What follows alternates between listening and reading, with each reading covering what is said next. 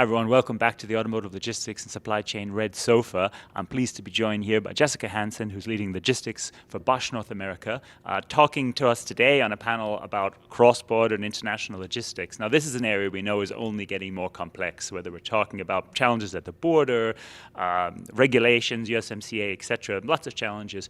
How are you at Bosch adapting to that increasing complexity in cross-border logistics? So, there's several things that we do, both as contingency as an ongoing mitigation, right? So one of them is we have to ensure that we have very strong supply collaboration with our entire supply base and all of our partners, border crossing partners, because it's very, very difficult to mitigate any type of risk or implement contingency plans if you don't have a very good relationship with your supply base. But then we have other areas that we focus on, right? We focus on, diversification of supply base, dual sourcing, diversification of carriers, ports of entry. We have an upcoming situation with the East Coast, contract expiration. We focus on trying to continue automation and investment in technologies. We look at predictive analytics to ensure that we can try to get ahead of the disruption. Yeah, so definitely lots of measures in place, and as you said, plenty to. Is it also in the team changing the way you manage, for example, customs processing, compliance, areas like that? Is that developed within your team as well to manage these issues more smoothly? So fortunately, within Bosch, we have a very, very qualified and strong team that manages all of our foreign trade operations. And we also partner with brokers and other logistics providers when it comes to specific expertise that we need.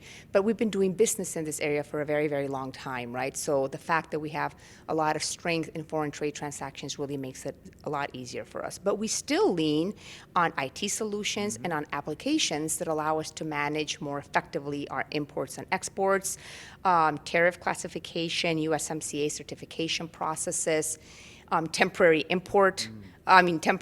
inventory management programs, and so forth. Absolutely, and you've mentioned some systems focus on predictive things, for example. What are some examples of key areas of digitalization that are helping you in international and cross-border logistics? So we're focusing a lot of our time and investment on trying to have as much end-to-end visibility, right? So we recently launched what we're calling the NGTM, the new generation transportation management system. And we do have significant increased visibility, right? But there's still areas that are not as automated as we would like. There's still significant manual interaction.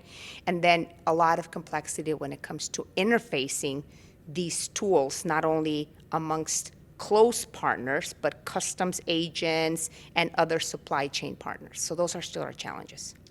We've also seen plenty of growth out of Mexico, for example, volume that would drive, for sure, other cross-border activities. Have you had to adapt some processes and partnerships to manage that growth in Mexico?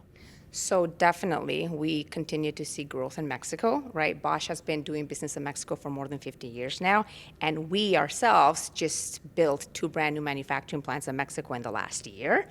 I think the policy or the success factor for Bosch, we call it local for local, right? Where we focus on ensuring that we have our manufacturing as close to the customer as we can. So we look at all of our manufacturing locations on a case-by-case basis to ensure optimized costs, optimized material availability, optimized customer proximity. But in addition to that, this growth, which is positive, we do see that this growth also comes with its own challenges, right? We have a lot of border crossing constraints and added capacity issues, so we're having to manage that as well.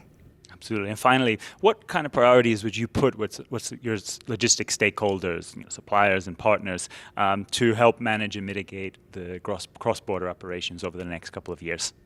So as mentioned earlier, I can't stress enough the importance of having strong collaboration platforms with the entire supply chain and all of your supply chain partners, right? Because we can't act alone. We can't mitigate or implement contingency plans effectively if we don't rely or have a strong relationship with our partners. But we also are challenging ourselves and our logistics partners to further invest in technology advancements in automation tools that can allow for better predictive analytics, and one very simple maybe example that we have or a challenge that we have today is AI and Gen AI, for example, in container utilization and consolidation opportunities.